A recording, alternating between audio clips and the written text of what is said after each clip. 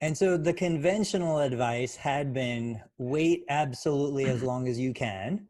Then I saw a trend coming out that said, well, maybe waiting too long is detrimental because now the body is so deconditioned and the individual is dealing with so many challenges.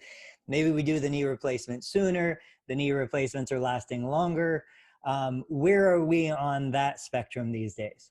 Yeah, you're right with that, Tony. Seems to be a sweet spot, so to speak. Now, while I wouldn't say to somebody that's maybe 50 with very mild arthritis on their X-rays but has pain that they need to run out and replace their knee tomorrow before they go so far downhill, I certainly look at patient's motion. That's really critical because we do know that historically the motion before and after knee replacement, the motion before knee replacement very much mimics the motion after surgery, even though we've taken away the rubbing arthritis in the joint.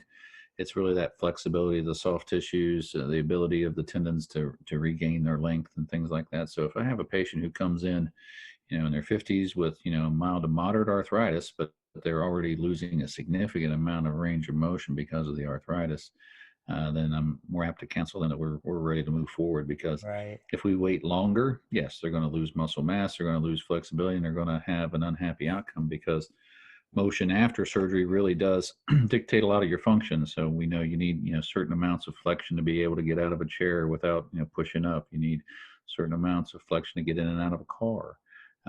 Certainly, you need to get your knee as straight as possible to be able to walk without a limp. So there's lots of things that have ties to that range of motion that we have to kind of guard when I see patients in the office. And if they're really losing motion, then I'm usually counseling them. We need to start moving forward. If they have Right. great flexibility and great range of motion, and they're just dealing with pain and something that we can work with therapy to strengthen, maybe use brace, maybe use some injections, then a lot of times we can hold them off. And I've got patients that I've probably been giving gel injections to for 5 or 6 years now at this point that have stayed out of the operating room.